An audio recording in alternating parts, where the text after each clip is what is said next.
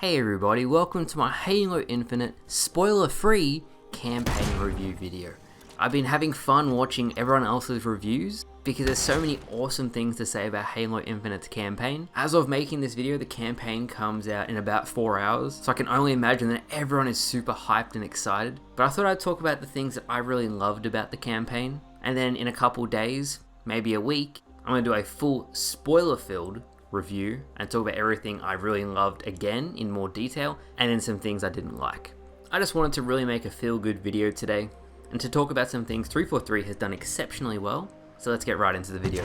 The number one thing that really resonated with me was the music, and Halo is known for its iconic music. The Gregorian monk chant, I remember seeing all the viral videos of everyone singing the Halo theme in bathrooms. And it was like 40 guys in one bathroom all singing. It's so iconic, the Halo soundtrack. And Halo Infinite does a fantastic job of paying respect and homage to older tracks. And I'll run some of those tracks in the background of this video so you can listen to them as I talk, as well as some new tracks that fit the Halo theme perfectly.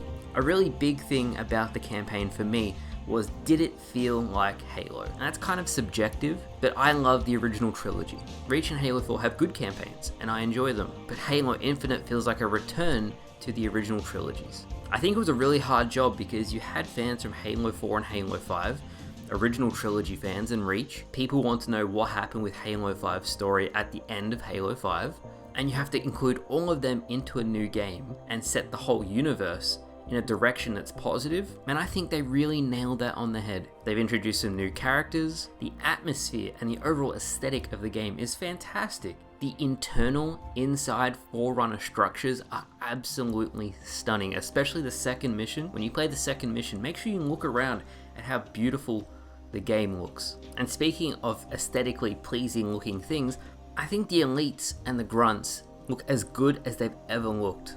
You guys know I love Combat Evolved, and just seeing the gold zealot elites just reminds me of my childhood, and I love that so much. They even have that sleek Halo CE look to them. Same with the grunts, with their pointy backs, makes me very reminiscent of my childhood.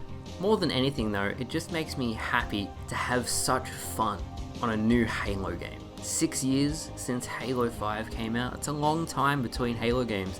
I was 21 when that came out, and I still remember going to the midnight launch for it, and honestly not that many people showed up to the midnight launch for that game, so we got to take home so much pizza.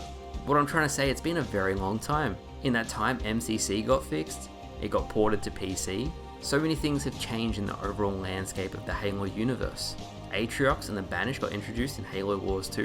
When I first got the campaign and I first played it through, it literally brought me to tears. Which might sound sappy, but I thought it was that good. What I think Halo Infinite does really well is I feel like it has something for everybody. And as I've said before, as an older Halo fan who's been around for a very long time now, and I've been a long time, it really feels like Halo. That core gameplay that the original trilogy is known for really feels like it's back. And whereas people thought the equipment in Halo 4 didn't quite fit right, and even Halo Reach to a lesser extent, but I know a lot of people didn't like Armor Lock and other stuff, the grapple hook and the other equipment, especially the upgrades, complement the gameplay very well. On top of that, some of the bugs that I have found that lets you fly across the map, I personally think they've been left in the game so you can have fun by 343. I remember when they did the blog post saying they were testing the game and they found all these fun sort of bugs that let Mint Blitz fly across the map. There's a very good chance that that's what they meant by fly across the map, because I think when they were testing, especially the cowbell skull, and they hammered it, they surely would have grappled onto it. So I just think those little things have been left in so you can have fun. Kind of like Zelda Breath of the Wild where you fly across the map. Same thing with Halo Infinite. Because if the sandbox is fun and the replayability is there, people are going to be able to create some awesome memories playing this game. The only two things that I'm going to mention but are being added in is co-op and the ability to replay missions.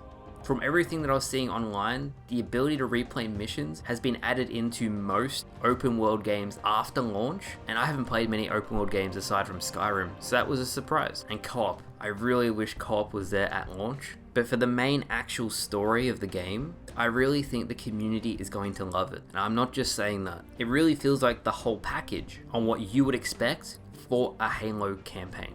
It's also really nice to see that it feels like 343 has really made this game their own, and a lot of things that people weren't happy with, say with Halo 4 or Halo 5, they've learnt with for Halo Infinite. My number one request that I would love to see is different biomes. I'd love if future DLCs were added, and 1, more wildlife was added, and 2, a snowy biome or a desert biome or even a sea with the ocean biome would be fantastic. But I'm sure with time, especially on PC, there's going to be so many texture packs for modding that I'm sure these things will be added. Next up, and I touched on this a little bit before, but the characters for Halo Infinite, the personalities of each character and how they interact with the overall story is really good. I know that there's been some characters in past 343 games that people really didn't resonate with, but the chemistry between the Master Chief, the weapon, and the pilot is really good, as well as other characters in the story. Another thing that really stood out to me was the most places on the map you can go. I'd say 99% of places you want to go within the playable space you can get to, which is fantastic. When I was playing, I tried to run from the most northern point of the map, all the way down to the most southeastern part of the map, like the most diagonal I could get, which was like 4.5-5 kilometers. It takes a long time to run that. Even with an air vehicle, it took a really long time to get from one side to the other. Finally, the last thing I want to talk about is the Marines, and just dialogue in general. I found the I Would Have Been Your Daddy skull, and you guys will see in the next coming days when I do my video about that, but there's some really funny, awesome dialogue. And Halo's never really taken itself too seriously, especially with the first couple games, and I really feel like it's returned to that. Some of the grunt dialogue, the banished propaganda towers, which if you've seen any of my videos over the past few days, they say really funny things, and just these light-hearted things that they've added into the game really make me enjoy it that much more. So there you have it, guys. There is my review for the Halo Infinite campaign with absolutely no spoilers related to the story. I'll have a really big video outlining everything I loved about the story and disliked about the story in about a week's time. But thank you all so much for watching. I hope you're all so excited to play this game, and I hope to put out some amazing content that you guys will all enjoy. See you later, guys.